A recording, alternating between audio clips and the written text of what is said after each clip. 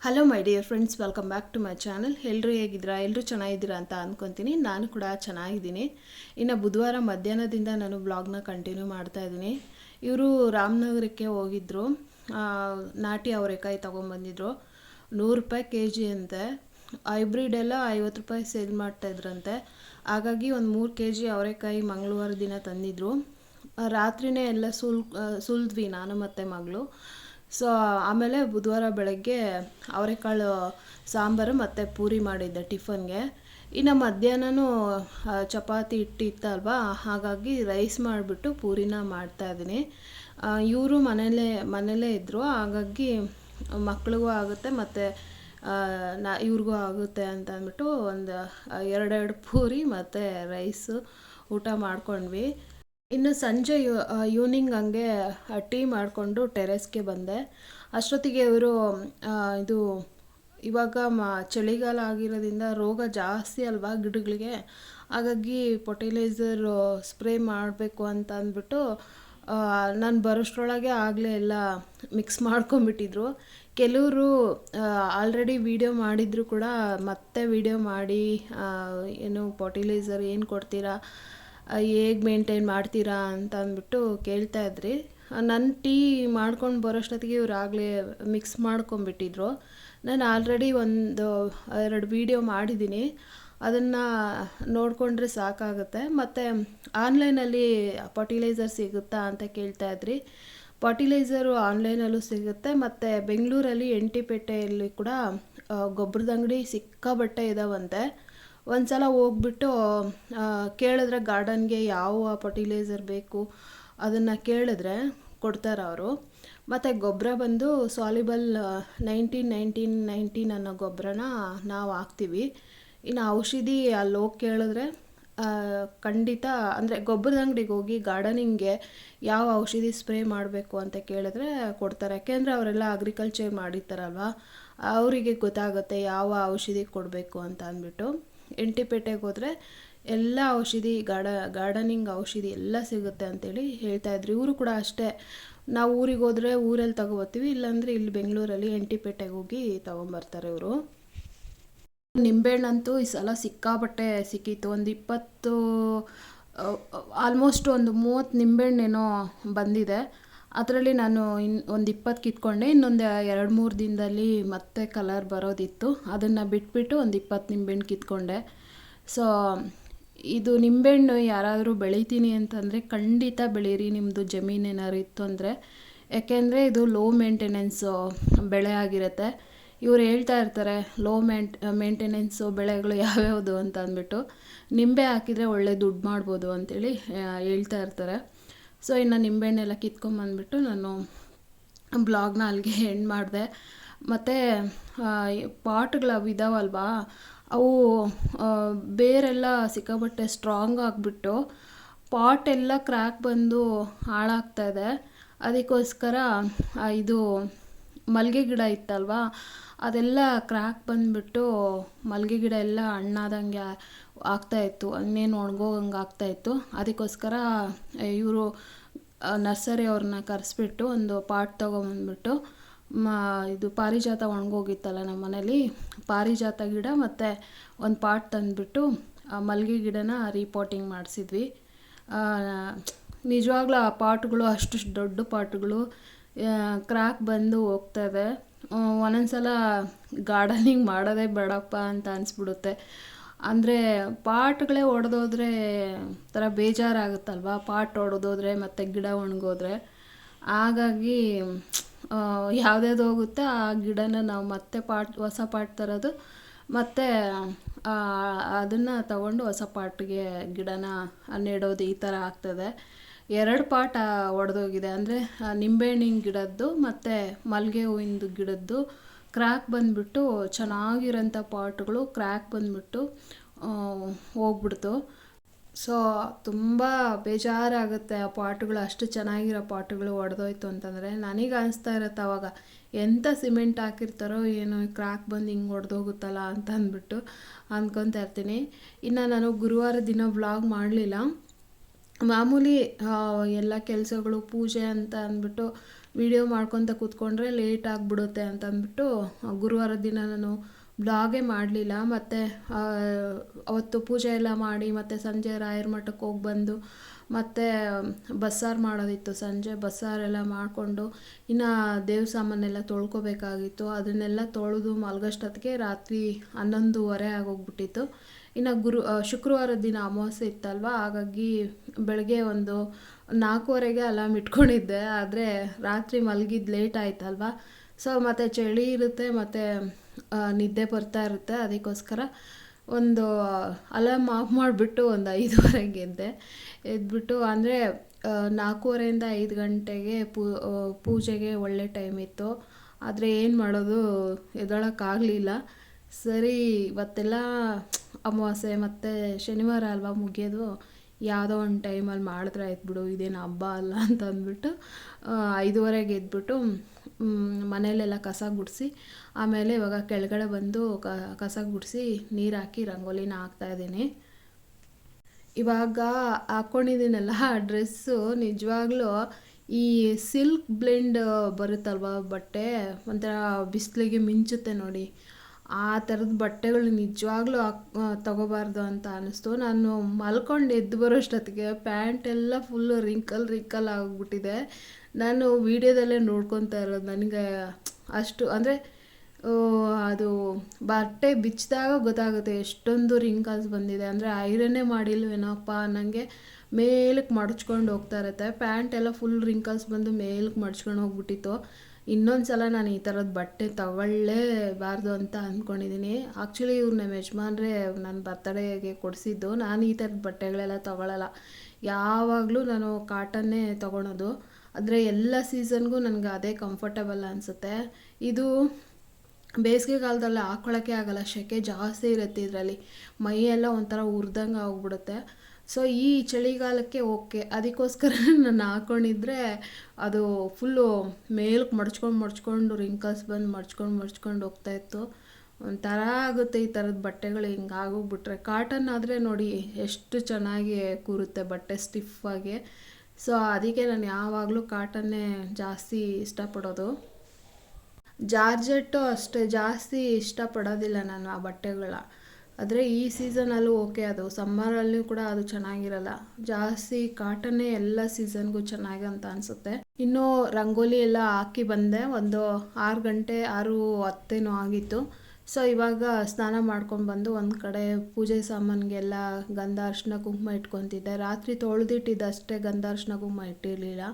So ಈ ಕಡೆ ಮತ್ತೆ ಟಿಫನ್ನು ಕೂಡ ಮಾಡಬೇಕಾಗಿತ್ತು. ಒಂದು 8 ಗಂಟೆ ಅಷ್ಟೊತ್ತಿಗೆ ಎಲ್ಲ ಟಿಫನ್ ಮಾಡಿಬಿಡ್ಬೇಕಲ್ವ, ಹಾಗಾಗಿ ಈ ಕಡೆ ಪೂಜಾ ಸಾಮಾನಿಗೂ ಗಂಧ ಕುಂಕುಮ ಎಲ್ಲ ಇಟ್ಕೊಳ್ತಾ ಇದ್ದೆ, ಮತ್ತು ಬಂದು ಟಿಫನ್ ಮಾಡ್ತಾಯಿದ್ದೆ. ಮತ್ತು ಈ ಗ್ಯಾಪಲ್ಲಿ ಇವತ್ತು ಅಭಿಷೇಕ ಮಾಡೋಣ ಅಂತ ಅಂದ್ಬಿಟ್ಟು ಲಕ್ಷ್ಮೀ ಅಮ್ಮನವ್ರಿಗೆ ಅಭಿಷೇಕಕ್ಕೂ ಸಹ ನಾನು ಎಲ್ಲ ರೆಡಿ ಮಾಡ್ಕೊತಾ ಇದ್ದೆ. ಒಂಥರ ಪೂಜೆ ಮಾಡೋಷ್ಟೊತ್ತಿಗೆ ಫುಲ್ಲು ಎಷ್ಟು ಬ್ಯುಸಿ ಅನಿಸ್ತಾ ಇರುತ್ತಲ್ವ. ಅಂದರೆ ಟೈಮು ಹೋಗ್ಬಿಟ್ರೆ ಮತ್ತು ಪೂಜೆ ಮಾಡಿದ್ದಕ್ಕೂ ಸಾರ್ಥಕ ಆಗಲ್ಲ ಅಂತ ಅಂದ್ಬಿಟ್ಟು ಒಂದು ಸ್ವಲ್ಪ ಒದ್ದಾಡ್ಬಿಡ್ತೀನಿ. ಸೊ ಇನ್ನು ಇವತ್ತು ಟಿಫನ್ಗೆ ನಾನು ಪುದೀನ ರೈಸ್ ಮಾಡ್ತಾಯಿದ್ದೀನಿ. ಆ್ಯಕ್ಚುಲಿ ಇದು ಪೊಂಗಲ್ ಮಾಡೋಣ ಅಂತ ಅಂದ್ಕೊಂಡೆ, ಖಾರ ಪೊಂಗಲು. ಅದು ಕಳಶದ ಅಕ್ಕಿ ಇತ್ತಲ್ವಾ, ಖಾರ ಪೊಂಗಲ್ ಮಾಡೋಣ ಅಂತಂದರೆ ಇದು ಪುದೀನ ಸೊಪ್ಪು ಸುಮಾರು 4-5 ದಿನ ಆಗೋಗಿತ್ತು, ಮತ್ತು ಅದು ಹಾಳಾಗ್ಬಿಡುತ್ತೆ ಅಂತ ಅಂದ್ಬಿಟ್ಟು ಪುದೀನ ರೈಸು ಮಾಡೋಕ್ಕೆ ಇಟ್ಬಿಟ್ಟು ಬಂದು ಈ ಕಡೆ ಎಲ್ಲ ಅಭಿಷೇಕಕ್ಕೆ ಕೂಡ ರೆಡಿ ಮಾಡ್ಕೊಂಡು ಬಂದಿಟ್ಟು ಇವಾಗ ಮತ್ತೆ ಇನ್ನೊಂದು ಸ್ವಲ್ಪ ದೇವ್ರ ಸಾಮಾನಿಗೆ ಗಂಧ ಅರಿಶಿನ ಕುಂಕುಮ ಇಡಬೇಕಾಗಿತ್ತು, ಇಟ್ಕೊತಾ ಇದ್ದೀನಿ. ಅದು ವಿಸಿಲ್ ಆಗೋಷ್ಟೊತ್ತಿಗೆ ಇಟ್ಕೊಳ್ಳೋಣ ಅಂತ ಅಂದ್ಬಿಟ್ಟು ಕುತ್ಕೊಂಡು ಇಟ್ಕೊತಾ ಇದ್ದೀನಿ. ಹಗಲೆಲ್ಲ ಎದ್ದೇಳೋದು, ಕುತ್ಕೊಳ್ಳೋದು ಎದ್ದೇಳೋದು. ಒಂದು ಕಡೆ ವೀಡಿಯೋ ಶೂಟ್ ಮಾಡ್ಕೊಳ್ಳೋಕ್ಕೆ ಎದ್ದಾಳಬೇಕು, ಕುತ್ಕೊಳ್ಬೇಕು. ಜೊತೆಗೆ ಅಲ್ಲೇನಾದರೂ ಅಡುಗೆ ಮನೆಯಲ್ಲಿ ಏನಾದ್ರು ಇಟ್ಟಿರ್ತೀನಿ, ಅದನ್ನು ಒಂದೊಂದು ಸಲ ನೋಡ್ಕೊಬೇಕು. ಒಂದೊಂದು ಸಲ ನನ್ನ ಮಗಳಿಗೆ ಹೇಳ್ಬಿಡ್ತೀನಿ, ಒಂದೊಂದು ಸಲ ಅವಳು ಮೇಲಿದ್ಲು ಅಂತಂದರೆ ಇಲ್ಲಿ ಕೆಳಗಡೆ ನಾನೇ ನೋಡ್ಕೊಬೇಕು. ಸೊ ಹಾಗಾಗಿ ಇವಾಗ 2 ವಿಸಿಲ್ ಆಗಲಿ ಅಂತ ಅಂದ್ಬಿಟ್ಟು ಬಂದು ಕುತ್ಕೊಂಡು ಗಂಧ ಅರಿಶಿನ ಕುಂಕುಮನ ಇಟ್ಕೊತಾ ಇದ್ದೀನಿ. ನಾನಂತೂ ಇವಾಗ ತಾಮ್ರ ಮತ್ತು ಹಿತ್ತಾಳೆನ ತುಂಬ ಬೇಗ ವಾಶ್ ಮಾಡ್ಕೊತೀನಿ, ಮತ್ತು ತುಂಬ ಎನರ್ಜಿ ಕೂಡ ಹಾಕಿ ಉಜ್ಜಕ್ಕೆ ಹೋಗಲ್ಲ. ಪ್ರೀವಿಯಸ್ ವಿಡಿಯೋದಲ್ಲಿ ತೋರಿಸಿದ್ನಲ್ವ, ಲೆಮನ್ನು ಮತ್ತು ಸಬೀನ ಹಾಕಿ ಉಜ್ಜಿದ್ರೆ ಎಷ್ಟು ಫಾಸ್ಟ್ ಅಂದರೆ ಎಷ್ಟು ಬೇಗ ಬೆಳ್ಳಗಾಗ್ಬಿಡುತ್ತೆ ಅಂತಂದ್ಬಿಟ್ಟು. ನೀವು ಯಾರಾದರೂ ಟ್ರೈ ಮಾಡಿದ್ರಾ ನಾನು ಮೊನ್ನೆ ತೋರಿಸ್ಕೊಟ್ಟಿದ್ದು ರೆಮಿಡಿ ಅಂತ ಅಂದ್ಬಿಟ್ಟು ನನಗೆ ಕಮೆಂಟ್ ಬಾಕ್ಸಲ್ಲಿ ತಿಳಿಸಿ. ಮತ್ತು ಒಬ್ಬರು ಕಮೆಂಟಲ್ಲಿ ಕೇಳ್ತಾಯಿದ್ರಿ ಲೆಮನ್ನು ಮತ್ತು ಸಬೀನ ಹಾಕಿ ಸಿಲ್ವರ್ನ ಉಜ್ಜ್ಬೋದಾ ಅಂತ ಅಂದ್ಬಿಟ್ಟು. ನಾನು ಈ ಸಲ ಲೆಮನ್ನು ಮತ್ತು ಟೂತ್ ಪೌಡರ್ ಹಾಕಿ ಉಜ್ಜಿದ್ದೀನಿ. ಅದು ರಿಸಲ್ಟು ನೋಡಿಕೊಂಡು ನಾನು ರಿವ್ಯೂ ಕೊಡ್ತೀನಿ ನೆಕ್ಸ್ಟು ವಾಶ್ ಮಾಡಿಕೊಂಡಾಗ. ಸೊ ಇನ್ನು ನಾನು ಇವಾಗ ಎಲ್ಲ ಪೂಜೆಗೆಲ್ಲ ರೆಡಿ ಮಾಡಿಕೊಂಡು ಅದಾದಮೇಲೆ ಇವಾಗ ಫಸ್ಟು ಅಮ್ಮನವ್ರಿಗೆ ರಾಹುಕಾಲ ಶುರುವಾಗೋದ್ರೊಳಗೆ ಅಭಿಷೇಕನ ಮಾಡ್ಕೊತಾ ಇದ್ದೀನಿ. ಸೊ ನಾನು ಈ ರೀತಿಯಾಗಿ ಇವತ್ತು ಅಮಾವಾಸ್ಯೆ ದಿನ ಅಭಿಷೇಕನ ಮಾಡ್ಕೊತಾ ಇದ್ದೀನಿ. ಯಾಕೋ ಗೊತ್ತಿಲ್ಲ, ಮಾಡಬೇಕಂತ ಅನ್ನಿಸ್ತು, ಹಾಗಾಗಿ ಮಾಡ್ತಾಯಿದ್ದೀನಿ.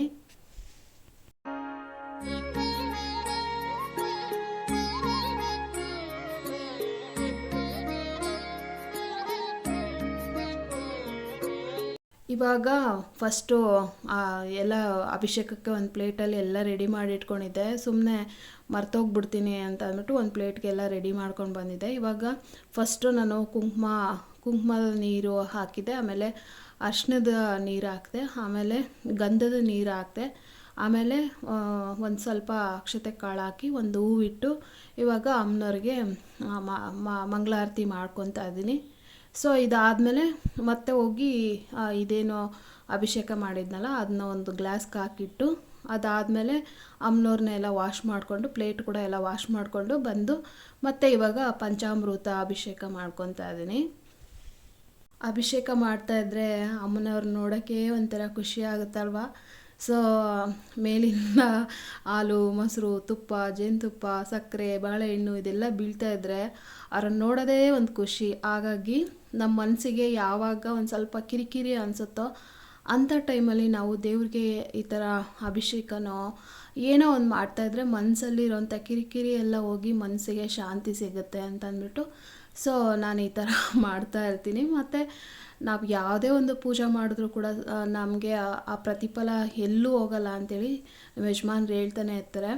ಸೊ ನಾವು ಯಾವುದೇ ಒಂದು ಪೂಜೆ ಮಾಡಿದ್ರೆ ಆ ಪ್ರತಿಫಲ ಒಂದಲ್ಲ ಒಂದು ದಿನ ನಮಗೆ ಸಿಕ್ಕೇ ಸಿಗುತ್ತೆ ಅಂತೇಳಿ ಹೇಳ್ತಾ ಇರ್ತಾರೆ. ಹಾಗಾಗಿ ಸದ್ಯಕ್ಕಂತೂ ರಿಸಲ್ಟ್ ಇಲ್ಲದೆ ಇರ್ಬೋದು, ಒಂದಲ್ಲ ಒಂದು ದಿನ ಕಾಣದ ಕೈಗಳು ಅಂತ ಇರ್ತಾವಲ್ವ. ಸೊ ಈ ಪೂಜೆ ಫಲ ಇರುತ್ತಲ್ವ, ಇದು ನಮಗೆ ಖಂಡಿತ ಹಾಗೆ ಆ ಪ್ರತಿಫಲ ಸಿಕ್ಕೇ ಸಿಗುತ್ತೆ ಅಂಥೇಳಿ ನಾವು ನಂಬಿದ್ದೀವಿ. ಇನ್ನು ಇವಾಗ ಹಾಲು, ಮೊಸರು ಮತ್ತು ತುಪ್ಪ ಮತ್ತು ಜೇನುತುಪ್ಪ, ಸಕ್ಕರೆ, ಬಾಳೆಹಣ್ಣು ಹಾಕಿ ಇವಾಗ ಮೇಲೆ ಒಂದು ಸ್ವಲ್ಪ ನೀರನ್ನು ಹಾಕಿ ಅದಾದಮೇಲೆ ಅಮ್ಮನವ್ರ ಮುಖ ಕಾಣಬೇಕಲ್ವ, ಮತ್ತೆ ಮಂಗಳಾರತಿ ಮಾಡ್ಕೋಬೇಕಲ್ಲ, ಹಾಗಾಗಿ ಸ್ವಲ್ಪ ನೀರು ಹಾಕ್ಬಿಟ್ಟು ಮತ್ತೆ ಮಂಗಳಾರತಿ ಎಲ್ಲ ಮಾಡಿ ಮತ್ತು ಇವಾಗ ಅಮ್ಮನವ್ರನ್ನೆಲ್ಲ ತೊಳೆದು ಅವರಿಗೆ ಅರಿಶಿನ ಕುಂಕುಮ ಎಲ್ಲ ಇಟ್ಟು ಹೂವು ಇಟ್ಟು ಇವಾಗ ದೀಪ ಸ್ಥಾಪನೆ ಮಾಡಿಕೊಂಡು ಪೂಜೆನ ಮಾಡ್ಕೊತಾ ಇದ್ದೀನಿ. ಇವಾಗ ದೀಪದ ಶ್ಲೋಕ ಹೇಳ್ಕೊಂಡು ದೀಪಗಳೆಲ್ಲ ನಾನು ಸ್ಥಾಪನೆ ಮಾಡ್ಕೊತಾ ಇದ್ದೀನಿ. ನೆಕ್ಸ್ಟ್ ಇವಾಗ ಹೊರಗಡೆ ಬಂದು ಫಸ್ಟು ದೇವ್ರ ಮನೇಲಿ ನಾನು ಪೂಜೆ ಮಾಡಲ್ಲ, ಗಣಪನಿಗೆ ಪೂಜೆ ಮಾಡ್ಕೊಂಡು ಬಂದು ಇವಾಗ ಹೊಸ್ಲ ಹತ್ರ ಅಮಾವಾಸ್ಯೆ ಆಗಿರೋದ್ರಿಂದ ನಿಂಬೆಹಣ್ಣು ಎಲ್ಲ ಕಟ್ ಮಾಡಿಟ್ಟು ಮತ್ತು ಹೊಸ್ಲು ಪೂಜೆ ಮಾಡಿ ಇವಾಗ ಮತ್ತು ಇಲ್ಲಿ ತುಳಸಿ ಬೃಂದಾವನಕ್ಕೆ ಪೂಜೆನ ಮಾಡ್ಕೊತಾ ಇದ್ದೀನಿ. ನಾನು ಪ್ರತಿ ಸಲ ತುಳಸಿ ಬೃಂದಾವನಕ್ಕೆ 5 ಸುತ್ತು ಹಾಕ್ಕೊತೀನಿ. ಗೃಹಿಣಿಯರು 5 ಸುತ್ತು ಹಾಕಬೇಕು, ಮತ್ತು ಮದುವೆ ಆಗದಿರೋಂಥ ಹುಡುಗಿರು 21 ಸುತ್ತು ಹಾಕಬೇಕು ಪ್ರತಿದಿನ ಅಂತ ಹೇಳ್ತಾರೆ. ಹಾಗಾಗಿ ನಾನು ಮದುವೆ ಆಗಿರೋದ್ರಿಂದ 5 ಸುತ್ತು ಹಾಕ್ತೀನಿ. ಇನ್ನು ಇವತ್ತು ತುಳಸಿ ಮುಂದೆ ನಾನು ಬೆಳಗ್ಗೆನೇ ದೀಪ ಹಚ್ಚಿದ್ದೆ, ಬೆಳಗ್ಗೆ ಮತ್ತು ಸಂಜೆ 2 ಟೈಮು ದೀಪ ಹಚ್ಚಿದ್ದೆ. ಸೊ ಒಂಥರ ಇವತ್ತು ಅಮಾವಾಸ್ಯೆ ಬೇರೆ ಅಲ್ವಾ, ಹಾಗಾಗಿ ತುಳಸಿ ಬೃಂದಾವನಕ್ಕೂ ಕೂಡ ದೀಪ ಹಚ್ಚಿ ನಾನು ಪೂಜೆ ಮಾಡಿ ಇವಾಗ ಒಳಗಡೆ ಬಂದು ಲಕ್ಷ್ಮೀ ಅಷ್ಟೋತ್ತರ ಓದ್ಕೊತಾ ಇದ್ದೀನಿ. ಸೊ ನಾನಿನ್ನು ಇವತ್ತು ಅಮಾವಾಸ್ಯೆ ದಿನ ಈ ರೀತಿಯಾಗಿ ಪೂಜೆ ಮಾಡಿದ್ದೆ. ತುಂಬ ಚೆನ್ನಾಗಾಯಿತು ಪೂಜೆ ಮಾತ್ರ. ಮತ್ತು ಕುಬೇರ ಲಕ್ಷ್ಮಿ ಯಂತ್ರ ಪೂಜೆ ಮತ್ತು ಇದು ಕವಡೆ ಮತ್ತು ಗೋಮತಿ ಚಕ್ರ ಎಲ್ಲ ನಾವು ಕ್ಯಾಶ್ ಬಾಕ್ಸಲ್ಲಿ ಇಟ್ಟಿರ್ತೀವಲ್ಲ, ಅದನ್ನು ಕೂಡ ಗೋಮತಿ ಚಕ್ರ ಮತ್ತು ಕವಡೆ ಮತ್ತು ಕಾಯಿನ್ಸು ಇವೆಲ್ಲ ತೊಳೆದು ಪೂಜೆಗೆ ಇಟ್ಟಿದ್ದೆ. ಸೊ ಅಮ್ಮನವ್ರನ್ನ ನೋಡ್ತಾ ಇರ್ಬೋದು ಎಷ್ಟೊಂದು ಕಳೆಯಾಗಿ ಕಾಣ್ತಾ ಇದ್ದಾರೆ ಅಂತ.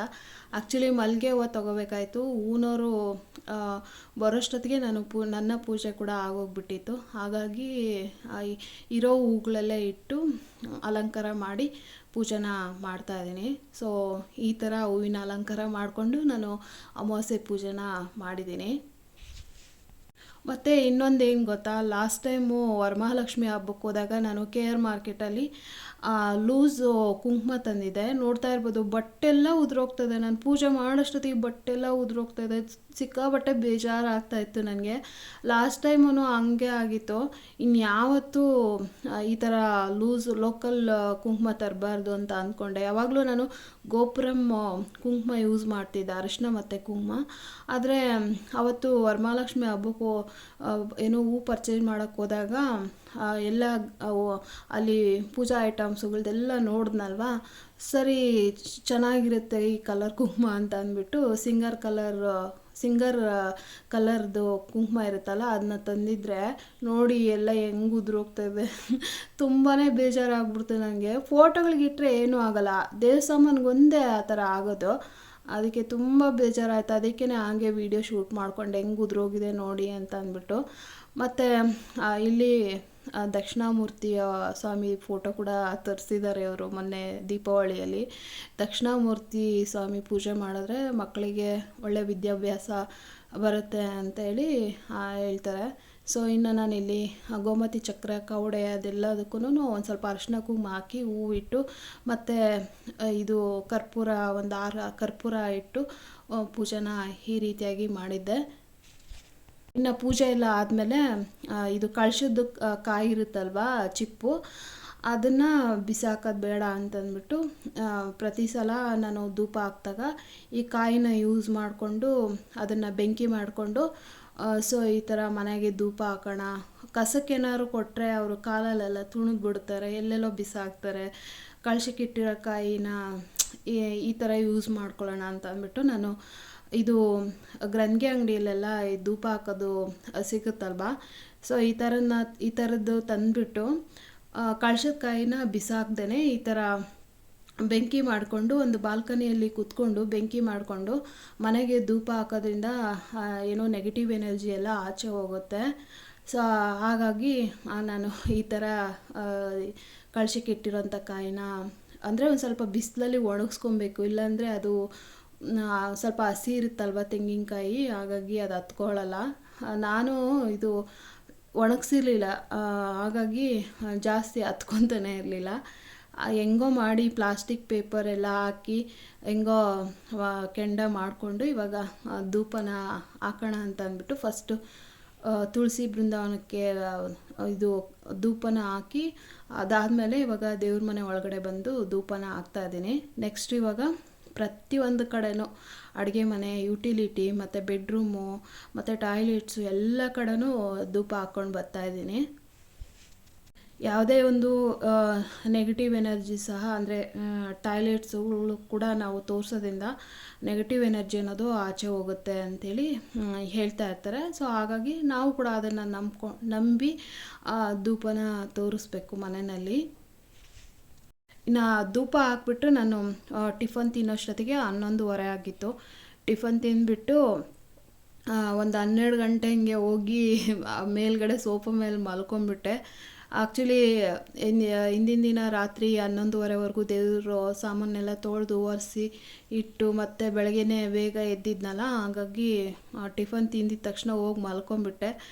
ಚೆನ್ನಾಗಿ ನಿದ್ದೆ ಮಾಡಿಬಿಟ್ಟೆ.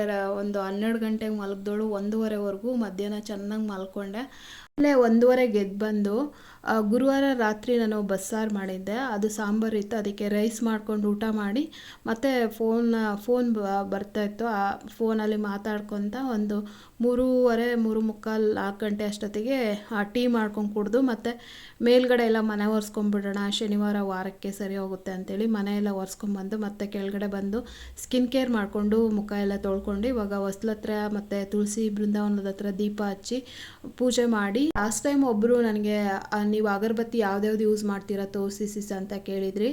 ನಾನು ಈ 5 ಅಗರಬತ್ತಿನೇ ಇವಾಗ ಮನೆಯಲ್ಲಿ ಇಷ್ಟಿತ್ತು, ಇಷ್ಟನ್ನು ತೋರಿಸ್ತಾ ಇದ್ದೀನಿ. ಇನ್ನು 4 ಥರದ್ದು ಅಗರಬತ್ತಿ ಯೂಸ್ ಮಾಡ್ತೀನಿ. ಅದು ಇವಾಗ ನಮ್ಮ ಮನೇಲಿ ಖಾಲಿ ಆಗಿದೆ, ಹಾಗಾಗಿ ನಾನು ತೋರಿಸ್ತಾ ಇಲ್ಲ. ಇದು ಗಂಧದ್ದೊಂದು ಬರುತ್ತಲ್ಲ, ಅದು ಮಲ್ಲೇಶ್ವರಮಲ್ಲಿ ತಂದಿದ್ದು. ಇನ್ನು ಉಳಿದಿದ್ದೆಲ್ಲ ಸೂಪರ್ ಮಾರ್ಕೆಟಲ್ಲಿ. ಅದರಲ್ಲಿ ನನಗೆ ರೋಸ್ ವುಡ್ಡು ಮತ್ತು ಕೇದಿಗೆ ತುಂಬ ಅಂದರೆ ತುಂಬ ಇಷ್ಟ ಆಗುತ್ತೆ ಆ ಸ್ಮೆಲ್ಲು. ಮತ್ತು ಇನ್ನೊಂದು 2 ಥರದ್ದು ಅದು ಕೂಡ ಅಷ್ಟೇ ಸಖತ್ತು ಸ್ಮೆಲ್ಲಿದೆ. ಅದು ನೆಕ್ಸ್ಟ್ ಟೈಮ್ ತಂದಾಗ ನಾನು ಶೇರ್ ಮಾಡ್ಕೊತೀನಿ.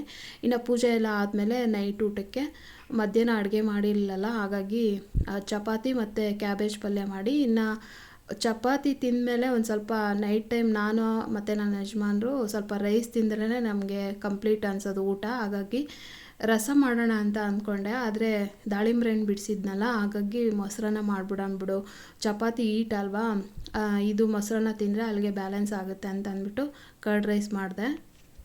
ಸೊ ನೈಟು ಶುಕ್ರವಾರ ಡಿನ್ನರ್ ಇದಾಗಿತ್ತು ಫ್ರೆಂಡ್ಸ್. ಇವತ್ತಿನ ವ್ಲಾಗ್ ಇಲ್ಲಿಗೆ ಎಂಡ್ ಮಾಡ್ತಾ ಇದ್ದೀನಿ. ಇವತ್ತಿನ ವ್ಲಾಗ್ ನಿಮ್ಗೆ ಏನಾದರೂ ಸ್ವಲ್ಪನಾದರೂ ಇಷ್ಟ ಇದ್ದರೆ please like, share, comment and subscribe to my channel. Thank you for watching my video. Next ಹೊಸ ವ್ಲಾಗಲ್ಲಿ ಸಿಗ್ತೀನಿ. ಅಲ್ಲಿವರೆಗೂ ಬಾಯ್.